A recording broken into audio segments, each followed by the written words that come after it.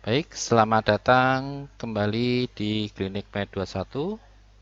Kali ini kita akan mempelajari tentang matematika peminatan untuk kelas 11 MIPA.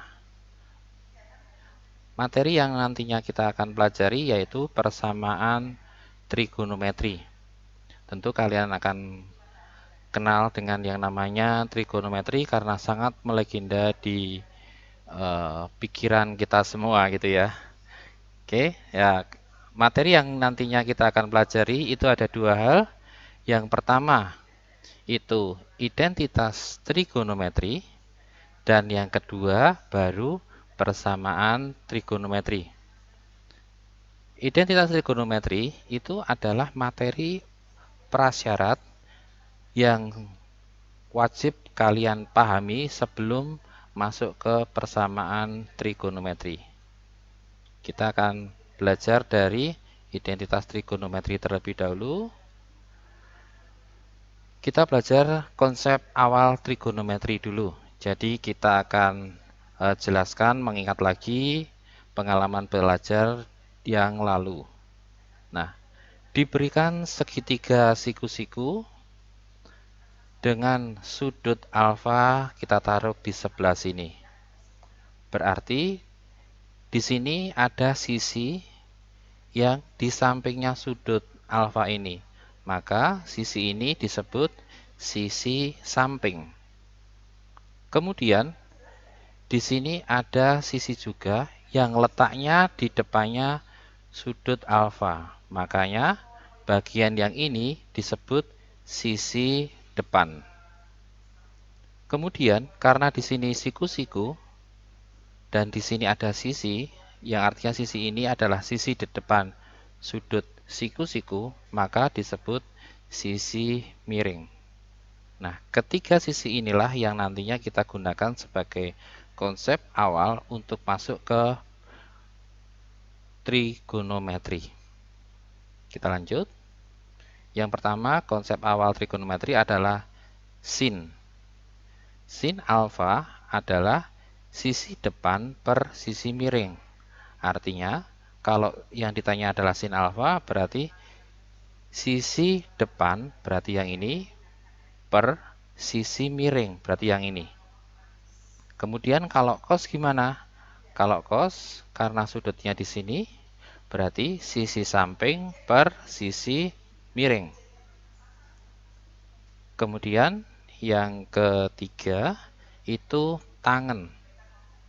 Tangen itu adalah sisi depan per sisi samping.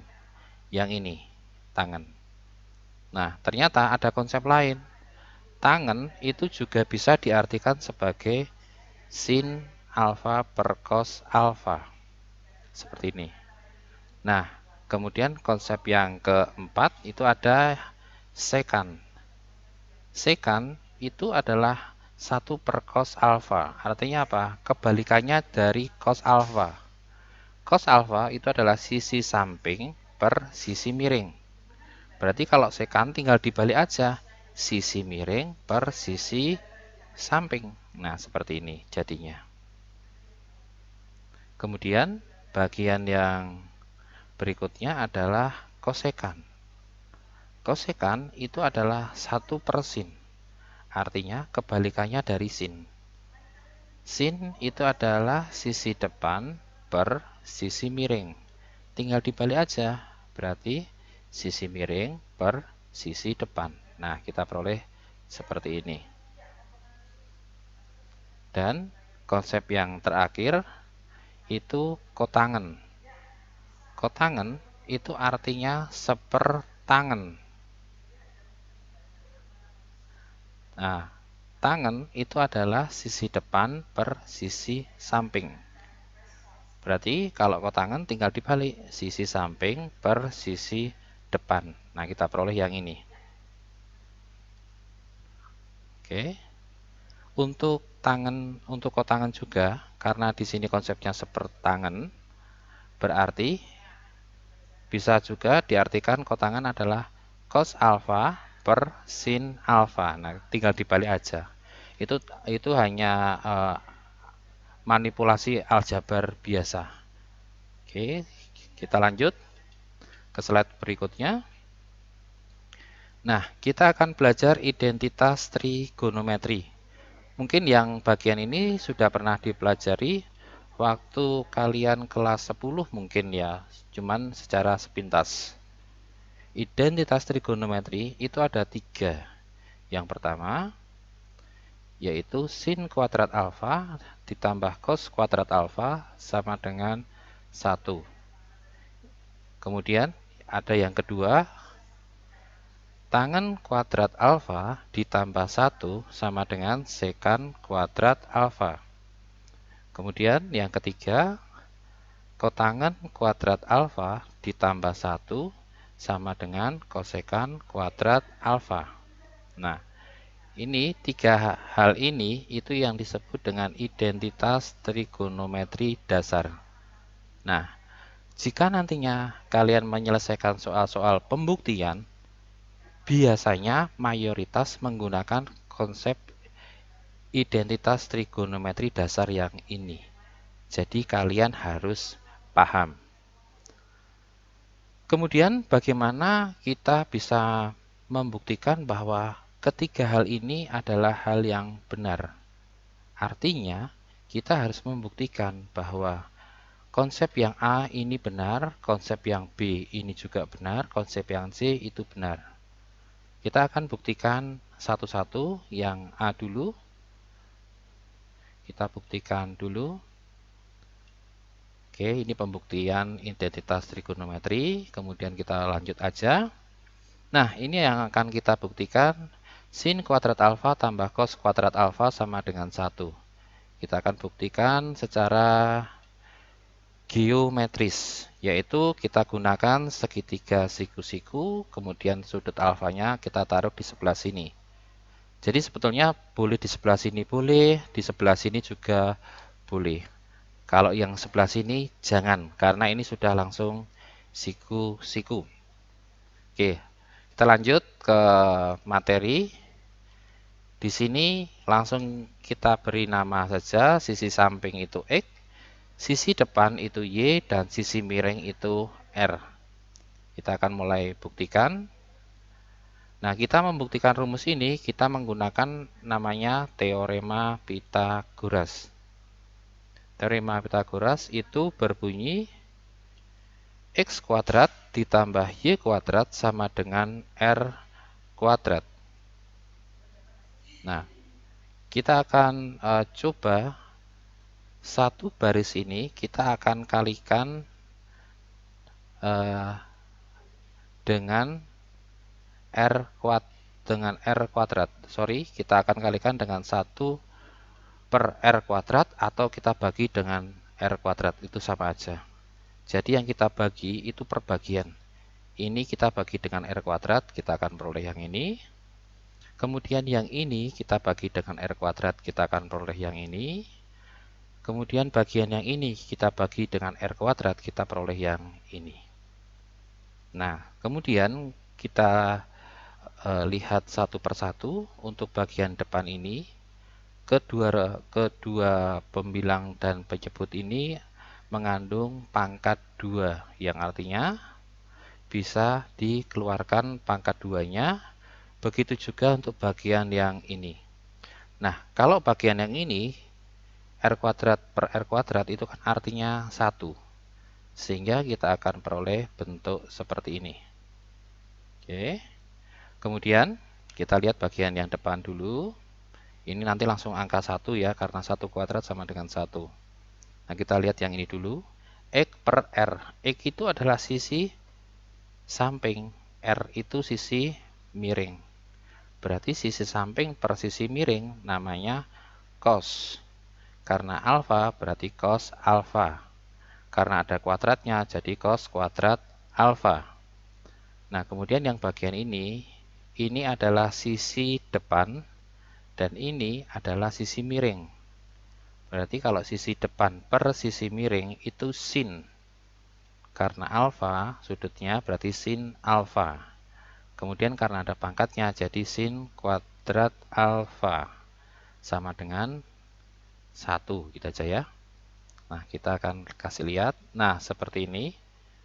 Cos kuadrat alfa tambah sin kuadrat alfa sama dengan 1. Bentuk ini adalah sama dengan hal yang akan kita buktikan. Jadi, terbukti. Kalian pahami dulu sebentar untuk bagian yang ini.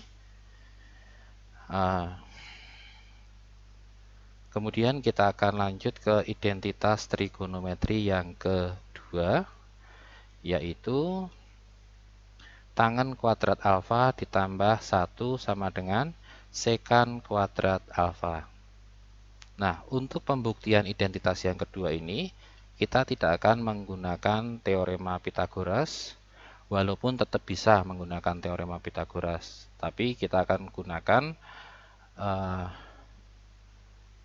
identitas trigonometri yang pertama tadi, yang sin kuadrat alfa ditambah cos kuadrat alfa sama dengan 1. Nah, kita gunakan yang ini saja. Karena target kita itu mengubah bagian depan jadi tangen, berarti supaya bagian ini jadi tangen, berarti satu baris ini harus kita kalikan dengan 1 per cos kuadrat alfa. Sehingga kita akan peroleh sin kuadrat alfa per cos kuadrat alfa tambah cos kuadrat alfa per cos kuadrat alfa sama dengan 1 per cos kuadrat alfa. Oke ya, lanjut. Bagian ini mengandung bentuk pangkat yang sama sehingga pangkatnya ini bisa dikeluarkan. Kemudian cos kuadrat alfa per cos kuadrat alfa ini sama dengan 1. Kemudian ini ada bentuk pangkat yang bisa kita keluarkan juga. Sehingga kita akan peroleh bentuk seperti ini. Kemudian di konsep dasar tadi, sin alfa per cos alfa itu artinya tangen, dan 1 per cos alfa itu artinya sekan. Sehingga kita akan peroleh bentuk seperti ini. Nah, ini ada tangen alfa. Karena ada pangkatnya berarti tangen kuadrat alfa. Begitu juga untuk bagian yang ini jadi sekan alfa karena ada pangkatnya berarti ditaruh pangkat. Nah, bentuk ini sudah sama dengan bentuk yang akan kita buktikan tadi. Berarti bentuk ini itu sudah benar. Oke, kalian bisa pahami dulu. Untuk mekanisme yang kalian lihat adalah mekanisme pembuktiannya ya, bukan dihafalnya. Ya, kita lanjutkan kembali. Kemudian kita akan membahas tentang pembuktian identitas trigonometri yang ketiga, yaitu kotangen kuadrat alfa tambah 1 sama dengan kosekan kuadrat alfa. Nah, kita akan buktikan menggunakan identitas trigonometri yang pertama tadi, yaitu yang ini.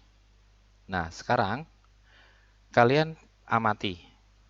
Kotangen itu artinya adalah cos per sin. Nah, berarti yang bersesuaian adalah yang ini. Sehingga ini akan dipaksa jadi per sin.